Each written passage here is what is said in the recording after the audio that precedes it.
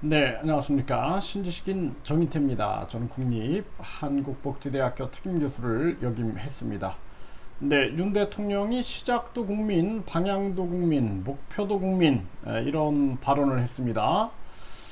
네, 그래서 윤 대통령이 시작도 국민, 네, 방향도 국민, 목표도 국민이라는 것을 다시 한번 깊게 새겼다. 이렇게 얘기를 하면서 국민의 목소리, 숨소리까지 놓치지 않고 잘 살피고 이렇게 하기 위해서는 우리 모두 끊임없이 국민들과 소통을 해야 한다 라고 말을 했고요. 정책을 추진하는 과정에서도 국민들의 충분한 이해와 공감을 구해야 한다. 탁상 공론이 아니라 현장 목소리를 적극 귀 기울이고 반영해서 정책이 현장에 미칠 파장에 대해서도 충분히 사전 검토와 고려를 해야 한다. 이렇게 얘기를 했다라는 것입니다.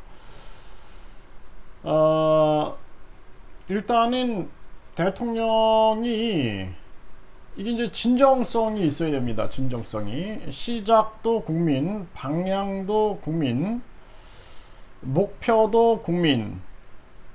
저는 일단은 윤 대통령이 진정성이 있다라면은 국회의원 국민 소환제, 국회의원 국민 소환제, 국회의원 국민 탄핵제부터 공론화 시켜야 된다. 저는 그렇게 생각을 합니다.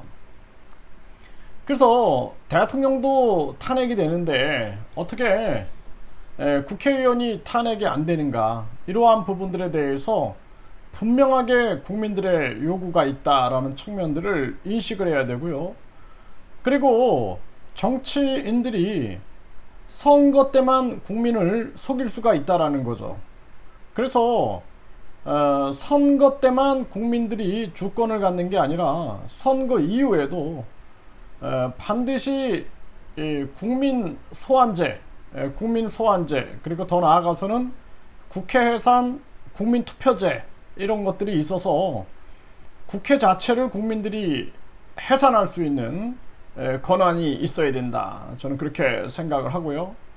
또 대통령을 국회의원 200명이 탄핵하는 것이 아니라 그 또한 있어야겠지만 국민이 대통령을 탄핵할 수 있는 대통령 탄핵, 국민 대통령 탄핵제가 있어야 된다. 저는 그렇게 생각을 합니다.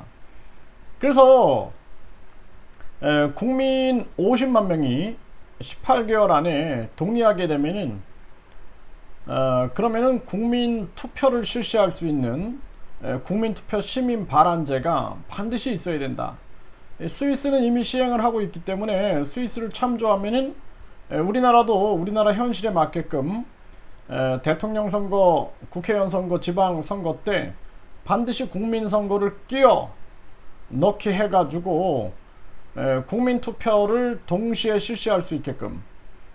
그래서 국민 투표가 어려운 게 아니라 국민 투표가 우리 국민들의 삶에 가까이 왔을 때, 그럴 때 국민들의 정치 참여가 높아지게 되고 우리 국민들이 정치로부터 소외된 게 아니라 내가 정치의 주권자다, 정치의 내가 중심이다 라는 인식을 할 수 있다라는 것입니다. 그래서 윤 대통령이 국민 중심 국정 운영 이렇게 얘기를 했는데요.